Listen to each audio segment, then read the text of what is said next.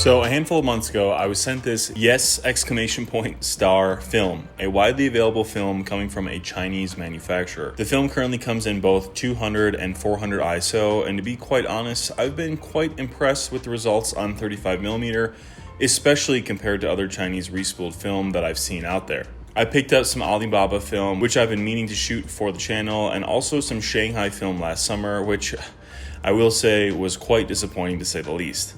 I shot it at a pretty epic location in northern Washington, really close to the Canadian border, and I would have much rather shot this Yes Star film over that crappy Shanghai film. Now, before we dive into what this film is, as if this was some brand new emulsion out of China, we would be sure to know by now, Yes Star also sent me a camera which comes preloaded with their Yes Star film as well. Now, this camera is quite a basic little point and shoot, and honestly not really worth talking about much. Well, mostly because I actually couldn't get it to work, so yeah. I don't know, I could get the little red flash indicator to turn on, but couldn't get the actual flash to work, the shutter to work, or really anything else to work, which was a bit of a bummer, but also perhaps a good sign to actually give the film a chance to be decent through a different camera. Regardless, let's jam through the camera quick while we're here, just to be thorough. The front of the camera is entirely plastic with a black faux leather grip on the front. It wields a 31mm f11 lens and presumably only shoots 1 or 2 shutter speeds. Basically a glorified disposable point and shoot, which, yeah, I don't know. Personally, I wouldn't suggest this over using or learning a dedicated SLR or a comparable $100 point shoot with a more intuitive camera system. It does have a flash triggered by the big obvious flash button, but like I said, I couldn't get it to work. On the top, you have quite a flimsy shutter button, and the back is just the respool button and a classic disposable advancing wheel. The back of the camera is made with a metal plate, which seemingly doesn't add any function other than making it heavier and just appearing more premium, because the internals are essentially just a disposable, which for $100, ouch, feels bad. Okay, so what is this film? Like I said before, if you're in the know with film, well, we all know the actual film manufacturers when it comes to color negative films. Kodak, Fuji with their slide films and repackaging Kodak film for Asian markets in China, wink wink. Orwo, Harman, ADOX, and then the new Lucky C200 film. So what is it? Well, based off the selection of color manufacturers here and that it's a 200 and 400 speed film, well, that really only leaves one culprit, which is that this has to be Kodak's Gold and Ultramax repacked for Asian markets. It's not a FujiFilm stock based on them selling old product of Fujicolor and Premium 400 from 2019 in Asia. And if it's any new version of like C200 or something, let's say, Fuji would surely be selling it on their own with their own brand name, legacy, etc. It also looks quite drastically different than Orwo's color film and obviously isn't the new Lucky film, so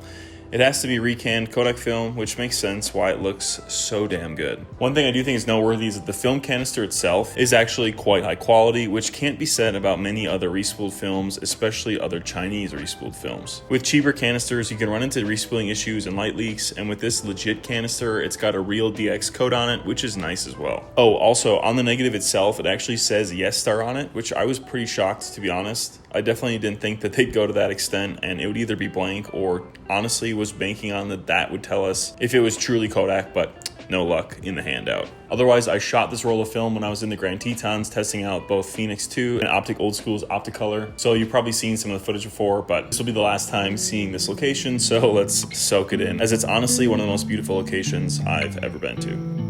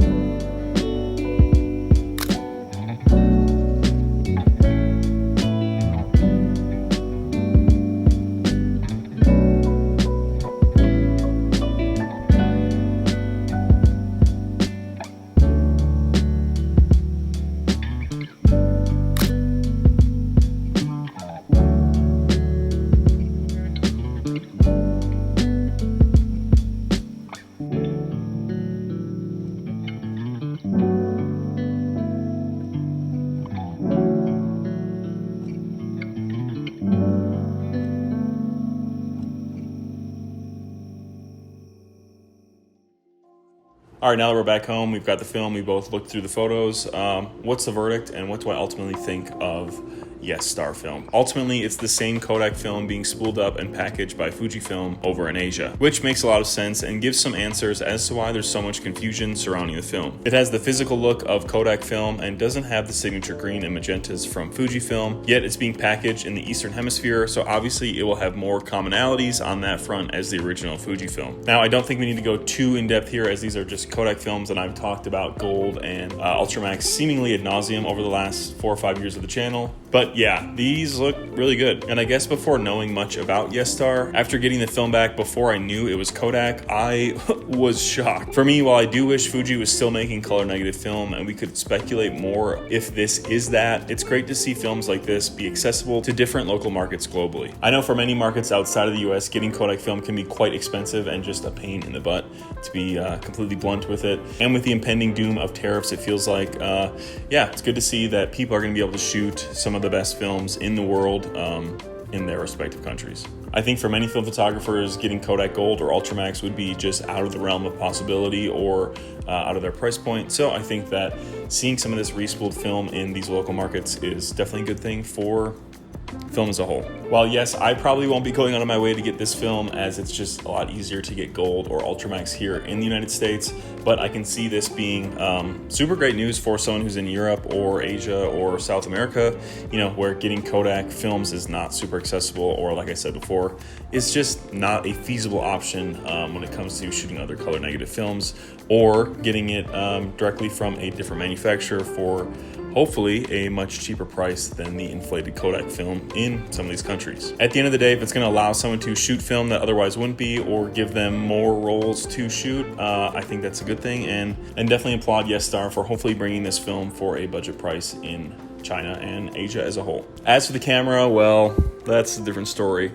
I honestly would just stay away from it. I think many of these reusable disposable cameras, especially ones that are, you know, over $50 or something, let's say, are just not worth the time or the money. I think in most cases you'd be much better off learning how to shoot an SLR, buying an old, actual, vintage, and well-designed film camera from the 80s or 90s, or honestly even earlier, compared to some of these cash grabby, almost gimmicky products, where I do understand, you know, making film as palatable and easy to get into for someone, especially if you like the disposable aesthetic, then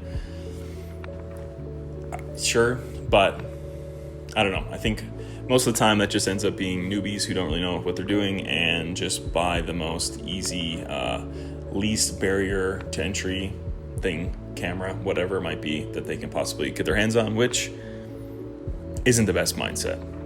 Enough of my rambling. I could go on about intro to film photography philosophy forever, but obviously it's not what we're here for this video. Definitely let me know down in the comments what you think of this film, what you think of Star Film and respooling films for these local markets. In general, I'm trying to think if there's anything else. Yeah, let me know if you've shot it, if you're going to shoot it, if it pertains to you in Asia or your local market, and yeah, I think it'll do it. Till the next one, guys, thank you so much. Adios.